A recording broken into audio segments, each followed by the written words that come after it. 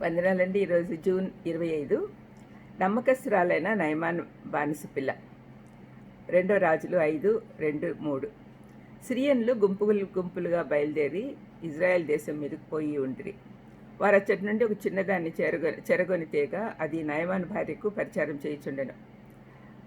ఆ బాలిక, షోమ్రేన్లో ఉన్న ప్రవక్త దగ్గర నా ఏలిన వాడు ఉండవలనని నేనెంతో కోరుచున్నాను, అతడు కుష్ఠరోగమును బాగు చేయను అని తన యజమానురాలతో చెప్పాను. నయమాన్లో ఇంట్లో బాలిస పిల్ల తన ఇంటి నుండి, కుటుంబం నుండి బందీగా తేయబడిన ఒక ఇజ్రాయేలీయురాలు. ఇంటి నుండి బలవంతంగా తేయబడినా కూడా తన యజమానుల పట్ల ఎలాంటి చేదుభావం లేదు. దాని బదులుగా తన యజమానికి స్వస్థత రావాలని ఆశించి ఇజ్రాయెల్ దేశంలో మాత్రమే స్వస్థత ఉందనే నిరీక్షణ కలుగజేసింది. ఈ చిన్నదాని పేరు చెప్పబడలేదు, కానీ తాను దేవుని రాజ్య బాలిక అని చెప్పచ్చు. ఒక ప్రాముఖ్యమైన సిరియా దేశపు సేనాధిపతి భార్య వద్ద పనిచేస్తుంది. ఎక్కడున్నా దేవునిలో తనకున్న ఆనందము, విశ్వాసము వీడలేదు. విశ్వాసంతో దేవుని సాక్షిగా నిలబడింది. ఒకరోజు దేవుడిచ్చిన ధైర్యంతో తన యజమానికి స్వస్థత కావాలంటే సమరయ్యకు వెళ్ళాలని తన యజమానురాలకు చెప్పింది. ఆమె తన భర్త అయిన నయమానికి చెప్పగా అతడు ఇజ్రాయెల్ దేశానికి బయలుదేరాడు. అతని జీవితంలో ఎలీషా ద్వారా దేవుడు చేసిన అద్భుతం స్వస్థత వల్ల అతను నిజ దేవుణ్ణి ఆరాధికుడయ్యాడు. దైవజనుని శక్తిపై ఆ చిన్నదానికి ఉన్న నమ్మకము, తన ప్రభువుపై విశ్వాసం వల్ల ఈ సంఘటన జరిగింది.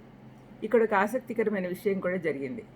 నయమాను ఇజ్రాయెల్ రాజు యుద్ధకు వెళ్ళినప్పుడు ఆ రాజు అవిశ్వాసంతో బట్టలు చింపుకున్నాడు. విశ్వాసం పరిపూర్ణంగా ఉండాల్సిన వారికి లేదు, కానీ ప్రతికూల పరిస్థితిలో ఉన్న చిన్నదానికి పరిపూర్ణంగా ఉంది. అన్యుడైన సిరియా నాయకుడు నిజదేవుణ్ణి వెతుకుతూ వస్తే ఇజ్రాయెల్ రాజు మాత్రం ఆ పని చేయట్లేదు. ఆ చిన్నదాన్ని చిన్న మాట వలన ఒక శక్తిగల సిరియా రాజ్య సేనాధిపతిని దేవుడి పట్ల విశ్వాసంలోనికి నడిపించింది. దేవుడు ఆ అమ్మాయిని ఒక ప్రణాళిక నెరవేర్చుటకి అక్కడ ఉంచాడు. తన విశ్వాసం వల్ల నెరవేర్చగలిగింది. మన స్థానము ఎంత చిన్నదైనా సంఘంలో కానీ, సమాజంలో కానీ, మనం ఇష్టపడితే దేవుడు మనల్ని వాడుకొని స్వార్థ ప్రకటిస్తాడు.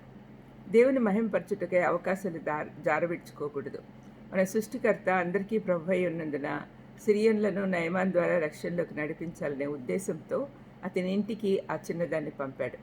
ఆమె బానిస అయినా తన తగ్గింపుతో యజమానురాలిని సేవించుట, తన దేవునిపై సంపూర్ణంగా ఆధారపడటం వల్ల బానిసగా భావించబడలేదు. ఆమెకు ఫ్రీడమ్ ఉన్నింది ఇంట్లో. ఆమె మాటలు యజమానురాలికి ఇంపుగా, నమ్మకం కలిగేట్లుగా ఉన్నందున తన భర్తకు చెప్పి అతను రాజుకు చెప్పిన ఆ పని జరిగేట్లు చూసుకున్నాడు. ఒక చిన్న సాక్ష్యంను మనం నిర్లక్ష్యం చేయకూడదు. ఎందుకంటే ఒక చిన్నదాని నోటి నుండి వచ్చిన మాట ఆ మాటలను రాజుల చెవుల్లోకి తీసుకెళ్లే బాధ్యత దేవుడు తీసుకుంటాడు. ప్రార్థన చేసుకుందాం. దయమైడ ఈ ఉదయకాలంన నయమాన్ ఇంట్లో పనిచేసే చిన్నదాని గురించి ఎంత చక్కటి మెసేజ్ ఇచ్చారు నాయన, స్తోత్రం. ఆ చిన్న బిడ్డ ఎట్లాంటి పరిస్థితుల్లో ఉన్నా కూడా తన దేవుని నమ్ముకొని సంతోషంగా తన పని తను చేస్తూ ముందుకెళ్ళింది నాయన. అటువంటి భాగ్యం మాకు అందరికీ దయచేయమని, మేము ఏ పరిస్థితిలో ఉన్నా కూడా మీ నా మహిమార్థం జీవించేటట్టుగా ఆశీర్వదించమని, సాక్షులుగా ఉండేటట్టు చేయమని యేసుక్రీస్తు నామమున వేడుకొంచున్నాను తండ్రి. ఆమేన్. God bless you.